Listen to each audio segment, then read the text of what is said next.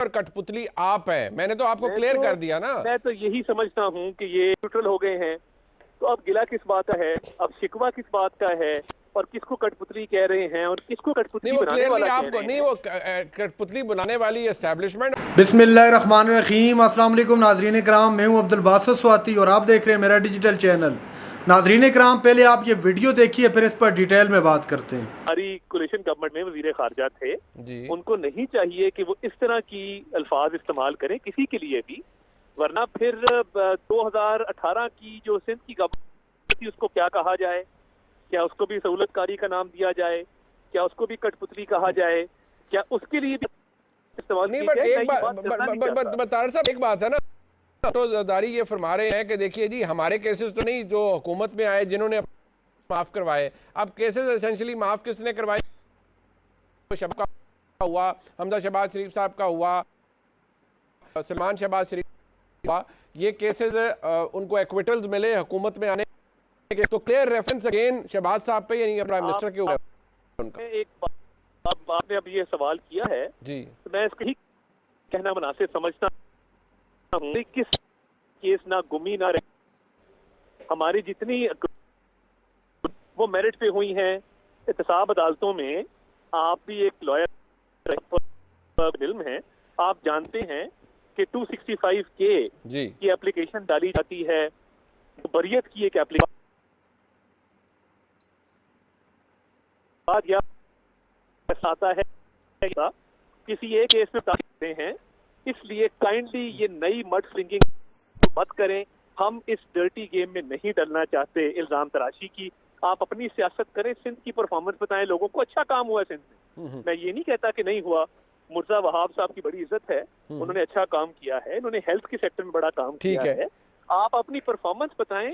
अगर आप समझते हैं कि आप हमारे पे इल्जाम तराशी करके वोट ले लेंगे और नया जंग आपने बिगल बजा दिया है, तो हम ये जंग आपके साथ नहीं लड़ना चाहते। मेहरबानी करके परफॉर्मेंस पे बात बस करें। इतना ही कहानियां सुनाने से वोट नहीं पड़ेंगे। इतना ही फासला रह गया तारड़ साहब के, बस वो नाम लेने की बारी है। उन्होंने बगैर नाम लिए कह लिए, आपने भी कहा किसके केस की फाइल, तो बस इतना ही आप लोगों में रह गया है। थोड़ा से दिनों बाद अगर उन्होंने नाम ले लिया तो फिर सिलसिला शुरू हो जाएगा।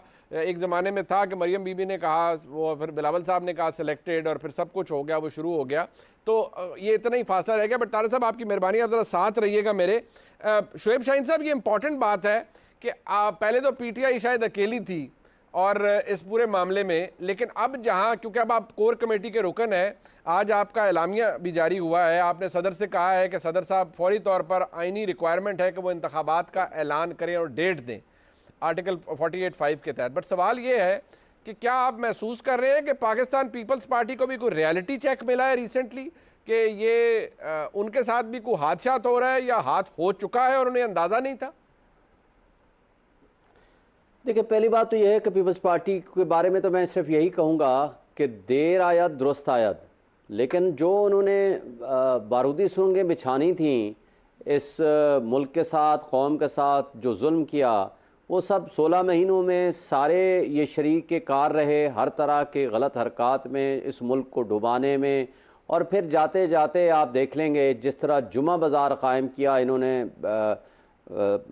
बिल्स पास करने की सूरत में हो, या सीसीआई की अनकॉन्स्टिट्यूशनल मीटिंग में पहले कहा गया कि जनाब हम तो वोट नहीं देंगे इसलिए कि उनको अख्तियार ही नहीं है कि वो, वरना पुरानी मरदमशुमारी और नई मरदमशुमारी के नतीजे में इलेक्शन का अल्तवा हो जाएगा।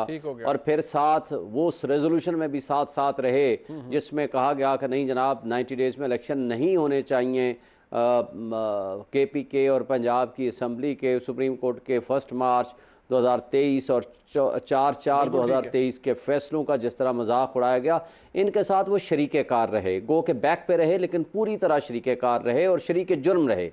लेकिन मैं उनके बारे में यही कहूँगा कि देर आया दुरुस्त आया। आज अगर उनको एहसास हो ही क्या है, मतलब एहसास क्यों हुआ है शुएब शाहीन साहब? एहसास क्यों हुआ है सर? एहसास होने क्यों हुआ है? ये सब कुछ ठीक था को 20 दिन 25 दिन पहले, ठीक है, इनकी आपसी चपकलिश तो उसकी एक हिस्टोरिकल वैल्यू है या हिस्टोरिकल अकाउंट है। बट क्या आपको लगता है, क्या आप भी सियासी जमात है ना, कि क्या रिवील हुआ है पीपल्स पार्टी पे कि उनको ये लगा है कि इन्होंने अपने केसेस भी माफ़ करा लिए, एस्टेब्लिशमेंट जो है वो कठपुतली नहीं बना रही है या नहीं ढूंढ रही है, नई तजर्बे किए जा रहे हैं? ये इन बातों का कोई मतलब तो है ना? These words are not uttered without any reason. दो बातें बड़ी अहम हैं। पहली बात तो यह है कि अभी तक ये इब्हाम बाकी है कि क्या जनवरी फरवरी तक भी इलेक्शंस हो जाएगा कि नहीं। 90 डेज़ का इलेक्शन तो हमारा मुतालबा है, हम सुप्रीम कोर्ट में भी गए हुए हैं, सुप्रीम कोर्ट बार एसोसिएशन भी गई हुई है और हम एक्सपेक्ट करते हैं कि सुप्रीम कोर्ट फौरी तौर पर ये फैसला दे। लेकिन बहरहाल ये एक्चुअली हो पाएंगे कि ये नहीं, उनको भी इस बात का यकीन नहीं है। दूसरा मेरा ख्याल है एहतसाब का जो सिलसिला शुरू होने का इंदिया दिया जा रहा है इनके इस मुतालबे के ऊपर कि आप 90 डेज़ के इलेक्शन से पीछे हट जाएं, मेरा ख्याल है ये एक आस्पेक्ट है। और तीसरा आस्पेक्ट मेरा ख्याल है वो उनको नज़र आ गया है कि जिस तरह मुस्लिम लीग नून के ऊपर मेहरबानियाँ जारी व सारी हैं और उनके लिए हर तरह का माहौल क्रिएट करने की कोशिश हो रही है इस्टेब्लिशमेंट के ज़रिए, उनको ये नज़र आ गया है कि उनके साथ हाथ हो गया, उनको भी कोई लारे लप्पे लगाए होंगे, उनके साथ भी कोई वादे वईद होंगे, कोई खुफिया किस्म की बातें हुई होंगी और जिसके लिए उन्होंने यहाँ जारी बात है पूरी तहरीक इंसाफ को उनको एक इफेक्ट हुआ है। कोई भी सियासी जमात हो for that matter, Shoaib Shaheen साहब, खासतौर पर तहरीक इंसाफ पिछली हुकूमत 2018 से लेकर 2022 के शुरू तक तो इमरान खान साहब की थी, लारे लप्पे वादे वहीद ये तो सबको किए जाते हैं। इमरान खान साहब को भी उस वक्त इस्टेब्लिशमेंट लाई, बाजवा साहब लाए और बड़ा कुछ उनके लिए भी ले डाउन किया गया। तो यकीनी तौर पर कोई नए लारे, आपकी बात बिल्कुल खारिज उस इम्कान हम करार नहीं दे सकते। हमारे मुल्क के अंदर तजर्बे तो बहुत से हुए हैं, बहुत से प्रोजेक्ट लाए गए हैं। लेकिन मैं इससे पहले कि वो सुप्रीम कोर्ट वाले मामले पर आऊँ जो आज फैसला हुआ, और मैं तारड़ साहब का व्यू ज़रूर चाहूँगा, इन्होंने बड़ी धुआंधार किस्म की प्रेस कॉन्फ्रेंस भी की।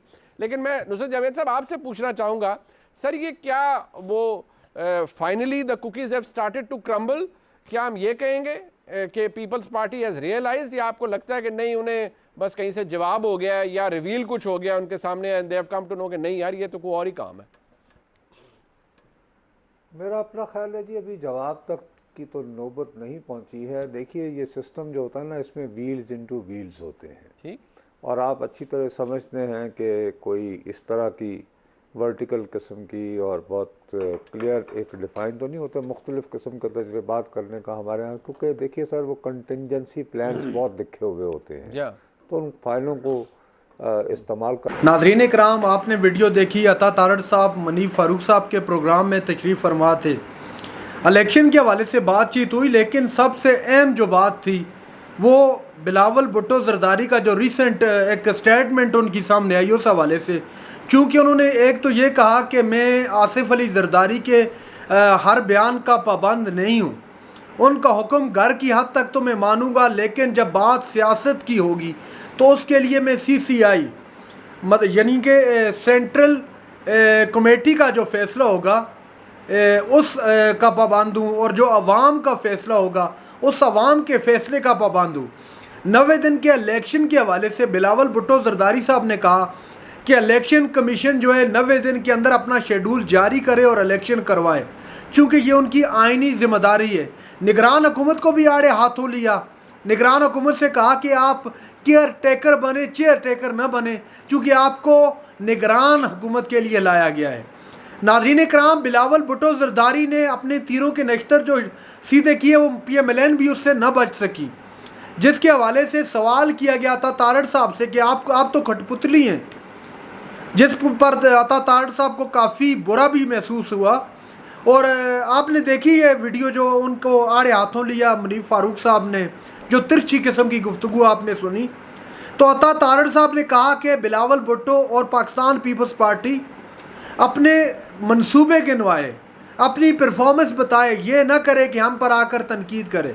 हम नहीं चाहते कि हम भी उन पर इस तरह तनकीद करें, तो लिहाजा आप अपनी परफॉर्मेंस पर फोकस करें, ना कि आप हम पर अपने तीरों के नश्तर सीधे करके अपने उल्लू को सीधा कर। उल्लू को तो मैं खैर अपने से लगा रहा हूँ, मीन के अपने काम निकालने की कोशिश करें। नाज़रीन इकराम, 90 दिन के अंदर इलेक्शन हो पाएंगे या नहीं हो पाएंगे, इस हवाले से पाकिस्तान पीपल्स पार्टी भी अभी जो है उनको क्लियरिटी नहीं मिल रही है, क्लियर नहीं है वो कि इलेक्शन कब हो रहे हैं। उसी के हवाले से बात कर रहे थे शोएब शाहीन साहब के, हम सुप्रीम कोर्ट गए हुए हैं, इस तरह बार भी पहुंची हुई अदालत के 90 दिन के अंदर इलेक्शन करवाए जाएं, तो क्या अब सुप्रीम कोर्ट ऑफ पाकिस्तान मुअज़्ज़ज़ अदलिया कोई डायरेक्शन देगी इस हवाले से? इससे पहले तो सुप्रीम कोर्ट ने जब हुक्म जारी किया था 14 मई का फैसला कि पंजाब के अंदर इंतखाबात करवाए जाएं, लेकिन उस वक्त बदकिस्मती से उस फैसले पर अमल दरामद नहीं करवा सके।